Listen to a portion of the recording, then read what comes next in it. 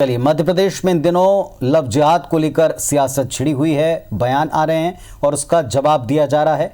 वार पलटवार हो रहे हैं। कांग्रेस के राज्यसभा सांसद विवेक तनखा ने आज लव जिहाद को लेकर जो कानून बनाने की कवायद चल रही है उस पर ट्वीट किया। उन्होंने बीजेपी पर हमला बोलते हुए कहा कि इतिहास भाजपा से सवाल पूछेगा, हम देश को जोड़ना चाहते थे या बांटना चाहते थे। आगे लिखा, समस्याओं को सुलझाना चाहते हैं या नई समस्या निर्मित करना चाहते थे।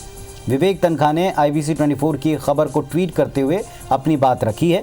वहीं मुख्यमंत्री शिवराज के खिलाफ बोलते हुए सांसद विवेक तनखा ने कहा, शिवराज जैसे नेता से ऐसी उम्मीद नहीं थी। उनके सामने दो विकल्प हैं, शिवराज प्रदेश में कुपोषित बच्चों की जान बचाएं या लव जिहाद जैसे विषयों की आड़ में लोगों का ध्यान भटकाएं। तो विवेक तनखा राज्यसभा सांसद कांग्रेस पार्टी से, उन्होंने ट्वीट करते हुए जो कवायद इस समय प्रदेश में चल रही लव जिहाद के खिलाफ कानून लाने को लेकर, उन्होंने कहा कि इस समय मूल मुद्दों पर से ध्यान भटकाने की ये मुहिम है और इसी के लिए उन्होंने कटाक्ष किया है। उन्होंने कहा, इतिहास भारतीय जनता पार्टी से इस मुद्दे पर सवाल पूछेगा। कांग्रेस पार्टी के प्रवक्ता JP धनोपिया जी हमारे साथ में जुड़ गए हैं। धनोपिया जी, बीजेपी के मुताबिक सबसे सही वक्त यह है और इस पर कानून बहुत जरूरी है, जबकि लगातार कांग्रेस कह रही है ध्यान भटकाने वाला कदम है।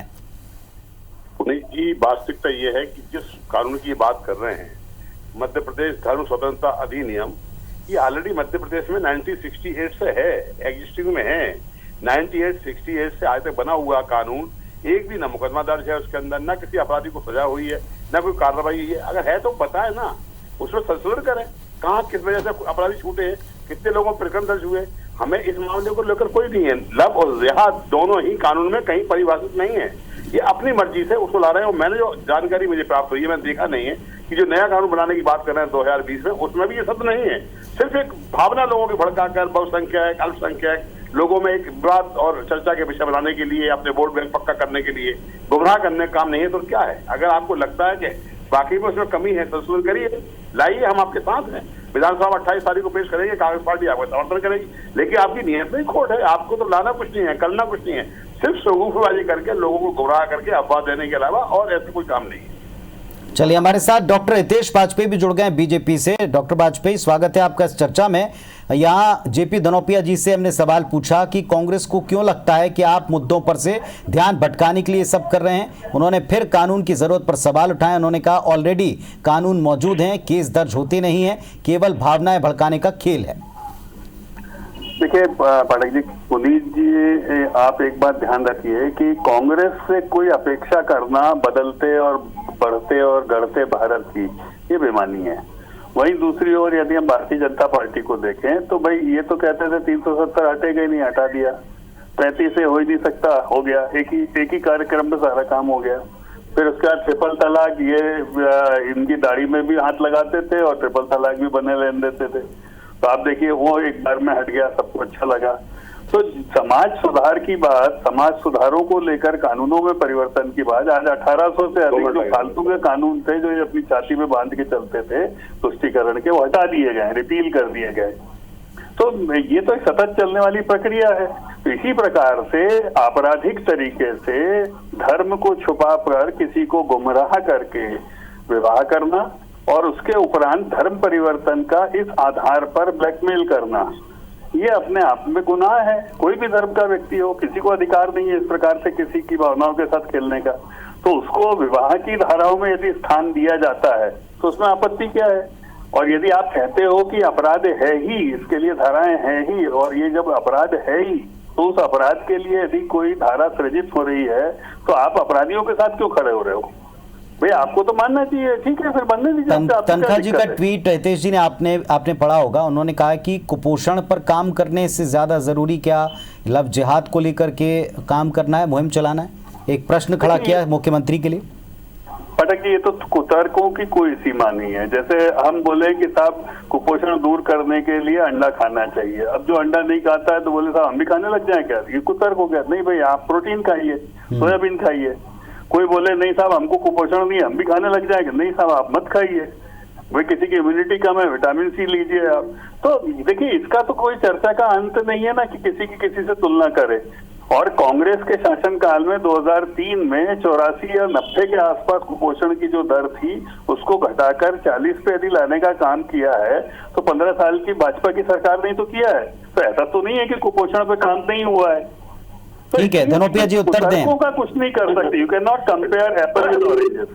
डॉक्टर वाजपेयी को झूठ बोलने की आदत पड़ गई है। कुपोषण के मामले में मध्य प्रदेश पूरे हिंदुस्तान में नंबर 1 पर आया है। 1 साल से छोटी आयु सर मैंने 84 से घटाकर 44 पे लाने की बात कही, क्या ये गलत है? और दूसरी बात जो बात कर रहे हैं मेरे में, 370, 35 से और 3 तलाक, इनसे पेट नहीं भरता है, रोजगार नहीं मिलता है। आज देश के अंदर हालात तो देखिए कहाँ है। उसके लिए रोटी खाइए ना, कौन मना कर रहा है? गरीबी कहाँ, सबको पता है। लोगों को क्या रोजगार, अरे सबको पेट भरने वाली बात करिए ना, रोजगार की बात। भैया पेट भरने के लिए रोटी खाइए, सुबह उठ के आपको चाय पीना, चाय पीजिए, पोहा खाइए, किसने मना किया आपको? अब इसका 370 से क्या संबंध है? ये कैसा तर्क है आपका? बताइए, तो मैं कहता हूँ 2 करोड़ लोगों को रोजगार देंगे, दिए क्या? ये गुमराह आप कर रहे हैं। आप 370 को रोटी से तुलना कैसे कर? रोटी अलग चीज है, 370 सबको पता है।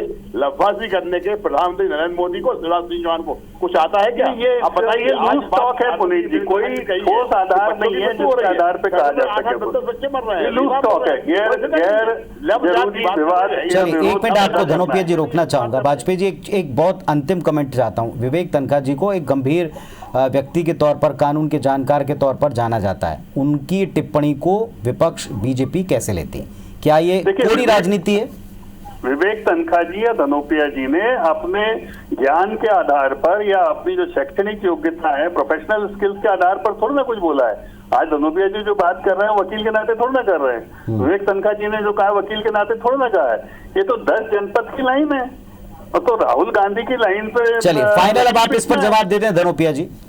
ये नागपुर की लाइन पे चल रहे हैं साहब, इनका एजेंडा हिडन एजेंडा है देश में। ये इनका काम ये है, बिखराव करो, लोगों में आपस में मनमुटाव रखो और लोगों को डिवाइड। आप उनसे उनकी लाइन पूछ रहे हो, नागपुर चले गए। अपनी राजनीति से हटते रहो। ना देश में विकास करना है, ना कुछ करना है। और इस देश के अंदर हमेशा कौन कर रहा है? ऐसे भी लोगों में भेदभाव बना रहे। रोजगार की बात ना करें, लोगों के स्वास्थ्य की बात ना करें, शिक्षा की बात पे चले गए, पैसे की बात ना करें। यहाँ पर आपराधिक विवाद की बात हो रही है, आप बेरोजगारी पे चलेगा भाई, इससे देश नहीं चलेगा। देश धार्मिक भावनाओं से नहीं चलता, देश चलता है लोगों के रोजगार से, शिक्षा से, स्वास्थ्य से, बच्चों के भविष्य से। वो आप सबके साथ करवा। चलिए, दोनों पक्षों के लिए अहम सवाल है। अहम सवाल ये भी कि अगर कानून मौजूद था तो फिर इस तरह के मामले क्यों सामने आते हैं, सुर्खियों में क्यों आते हैं, और अगर ये गैर जरूरी है तो विपक्ष इसके खिलाफ कहां तक आवाज उठाएगा। दोनों पक्ष हैं और कौन किसकी लाइन पर चल रहा है ये जनता अच्छे से समझती है, और चुनाव की कसौटी जब आती तो उस पर जवाब भी देती। बहुत शुक्रिया आप दोनों का जुड़ने के लिए, अपनी बात रखने के लिए।